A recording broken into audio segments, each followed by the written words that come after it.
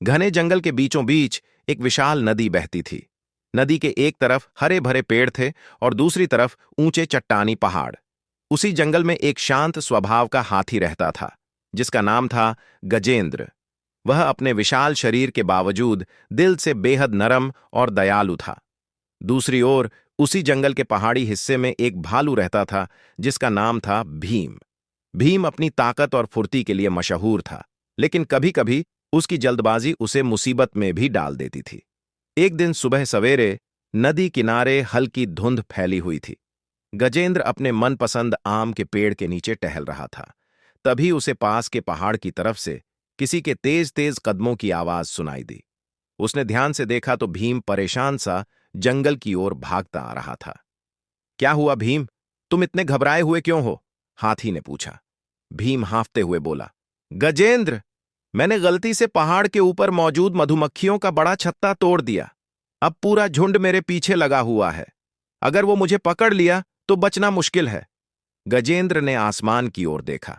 सच में एक बड़ा झुंड गूंजता हुआ भीम की ओर बढ़ रहा था। हाथी ने बिना समय गंवाए कहा, मेरे पीछे छिप जाओ, मैं कुछ सोचता हूं। भीम तुरंत हाथी के विशाल पैरों के बीच खड़ा हो गया। गजेंद्र ने अपने बड़े बड़े कान फैलाए और पास की नदी से अपनी सूंड भरकर पानी ऊपर की ओर फेंकने लगा, ताकि हवा में पानी की हल्की परत बन जाए। जैसे ही मधुमक्खियां करीब आईं, पानी की ठंडी धुंध ने उनकी दिशा बिगाड़ दी। वे कुछ देर हवा में भटकीं और फिर वापस पहाड़ की ओर लौट गईं।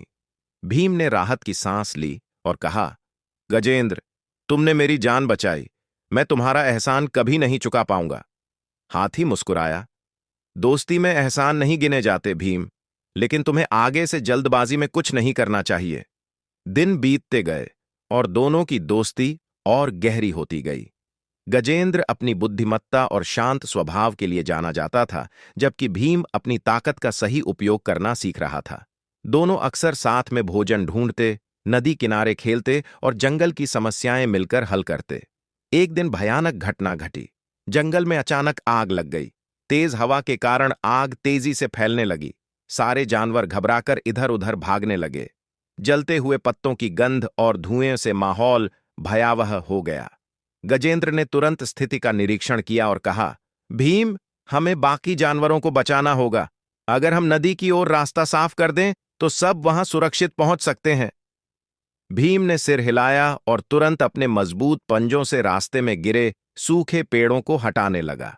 हाथी ने अपनी ताकत से बड़े बड़े जलते हुए हिस्सों को दूर धकेला और अपने पानी से भरी सूंड से आग को धीमा करता गया। जंगल के सारे छोटे बड़े जानवर, खरगोश, हिरन, सियार, यहां तक कि पक्षी भी उनके बनाए रास्ते से होकर नदी किनारे पहुंचने लगे। कुछ छोटे बच्चे जानवर रास्ते में गिर रहे थे, जिन्हें भीम अपनी पीठ पर चढ़ाकर सुरक्षित जगह ले जा रहा था। गजेंद्र रास्ते भर आग को फैलने से रोकने की कोशिश करता रहा। आखिरकार कुछ ही समय में सारा जंगल नदी किनारे इकट्ठा हो गया। जलती आग भी नदी की नमी और हवा के बदलते रुख के कारण धीरे धीरे शांत होने लगी। सभी जानवर डर से कांप रहे थे, लेकिन जब उन्होंने गजेंद्र और भीम को साथ खड़ा देखा तो सबकी आंखों में सम्मान था। एक बुजुर्ग हिरन ने आगे आकर कहा, तुम दोनों ने न सिर्फ हमें बचाया, बल्कि दिखाया कि ताकत और बुद्धि का सही इस्तेमाल मिलकर करने से कोई भी बड़ी से बड़ी मुसीबत छोटी हो जाती है। गजेंद्र और भीम ने एक दूसरे की ओर देखा और मुस्कुरा दिए। वे समझ चुके थे कि अकेले वे कुछ नहीं कर सकते, पर साथ मिलकर वे पूरे जंगल के रक्षक बन सकते हैं। कहानी की सीख बुद्धि और ताकत जब मिलकर काम करें तो बड़ी से बड़ी मुश्किल भी आसान हो जाती है। साथ काम करने से ही असली जीत मिलती है।